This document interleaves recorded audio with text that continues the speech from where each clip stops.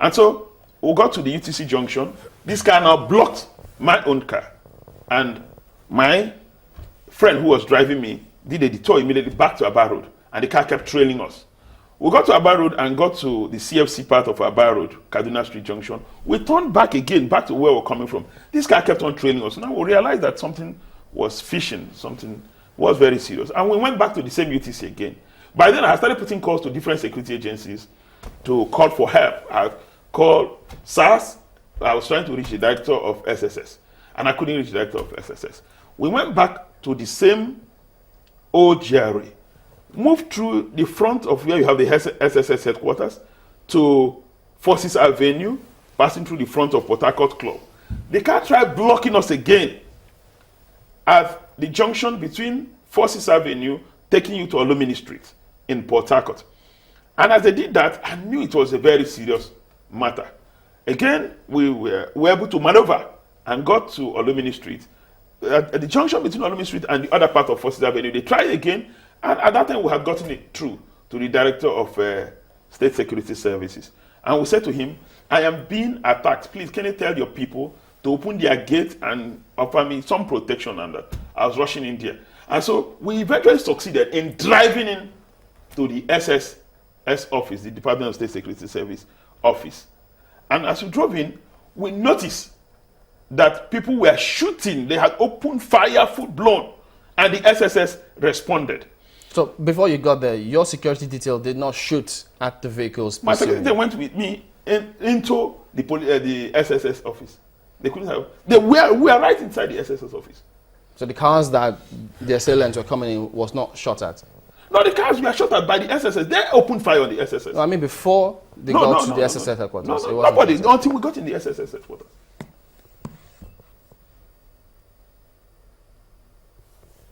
Was anybody killed?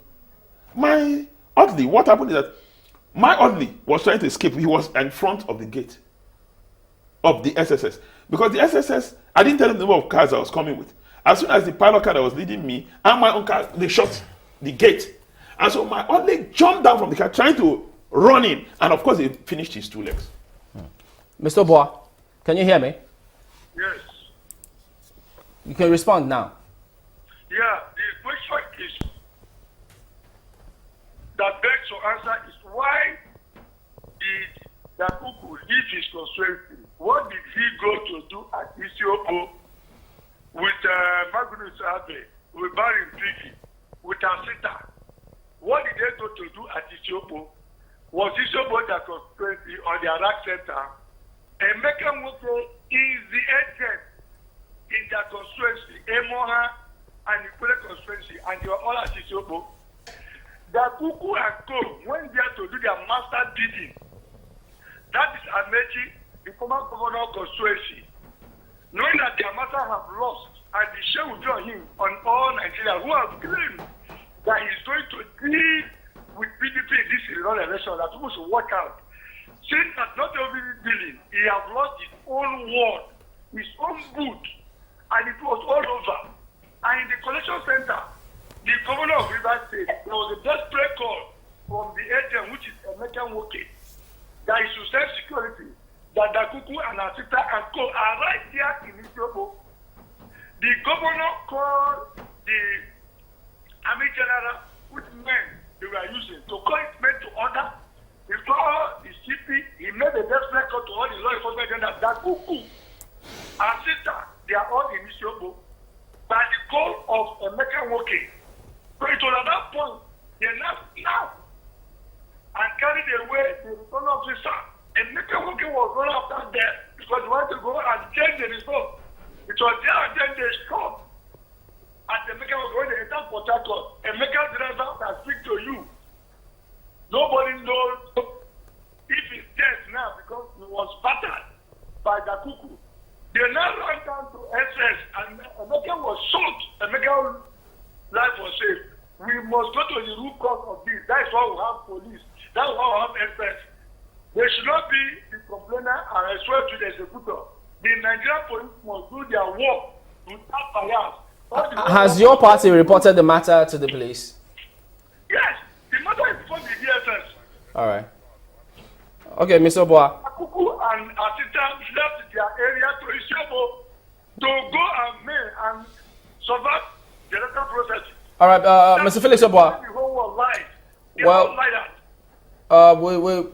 We have to thank you for talking to us, but your party representative, the window is still open for you to be on the program and then narrate what exactly transpired, because since they couldn't make it here today.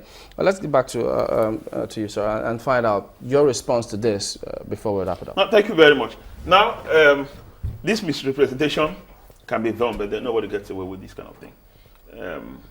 An assassination attempt is a serious matter. Now, on Sunday about 3 p.m., I get a call that the same Nyesom Wike was at Isiopo, and that our agents had been chased away. These were the same agents calling me. I was chairman of the election council for my party, and you can understand why everybody puts a call to me. At the time, our agent called me and said they've been chased away from the collation center. Nyesom and his thugs had completely taken over the collation center in Isiopo, and that Nyesom was physically writing the result himself. Everybody would expect that I should just stay in the comfort of my house. This was happening on Sunday. And that was the election day? Sunday, that's the day after. My running mate in the last elections, Honorable Asita, was with me and the state party chairman. 3 of us. And so he mentioned Magnus Abe, smacks of deceit, smacks of attempt to hoodwink the people, to drag in a gentleman who was not anywhere near the area, and Baron Piggy. And so these 3 gentlemen jumped into the car with me, and I had just one pilot car in front, and nobody had disputed that, one car behind. And as we were going close to Isiopo, we noticed that these guys were leaving Isiopo before we got to Isiopo. And I put a call to my agent. He said, yes, well, Nyesom Wike and his team were the ones leading the electoral personnel to Port Harcourt. At that point, our next alternative was to get to INEC. And this was an election day? A day after election, to lay a formal complaint. So we had simply called our agent in INEC office saying, please, Nyesom Wike personally wrote the result, supervised the writing of result, falsification of result, entry of result, and all of that.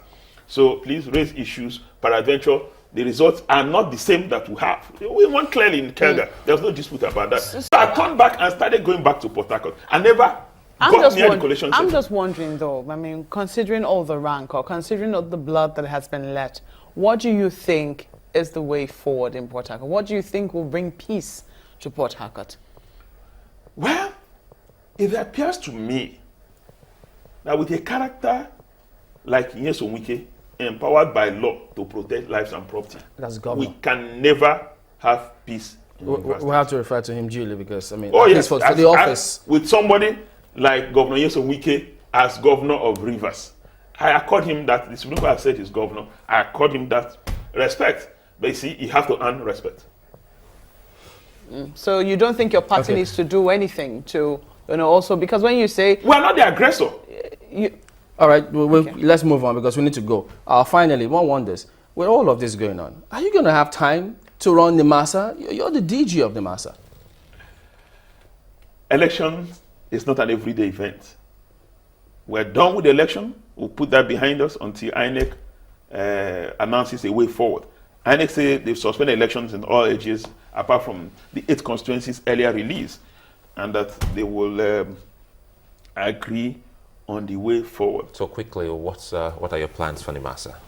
Now, first, my mind is focused on leaving a legacy at the time I will leave Nimasa. I must admit that unfortunately, Nimasa is at its lowest ebb, and I don't know how they got there. But when I got to Nimasa, I found people who are very knowledgeable, very competent, very patriotic, people who truly want to discharge their mandate, render service to Nigeria, and make Nigeria the hub of shipping in West and Central Africa. I'd see a willing people. And I just felt that perhaps there may have been leadership gap at some point. My intention is to harness these talents, these resources at the Nimasa, and indeed work towards making Nigeria the hub of shipping in West and Central Africa. And to do that, we must take the responsibility of enforcement seriously, capacity building seriously, get a lot of people, a lot of indigenous shippers, empower them to indeed get involved and provide limitless opportunities. Maritime has the capacity of being a major revenue earner for the country and employer of labor. We intend to maximize that opportunity. We won't let it slip by. Okay. I think in subsequent days. And so in Nimasa, you hear the story of, with Peterside, a new Nimasa. All right, that will be interesting because, I mean, Olisa Bakobayasian has several recommendations about how the maritime sector can generate a lot of funds, but I guess at a later date, we'll get you back to focus maybe properly on Nimasa. I'll be glad to do so. All right, thank Very you for coming glad on. Dakuku Peterside is the DG of Nimasa. We'll be back in a minute. Don't go away.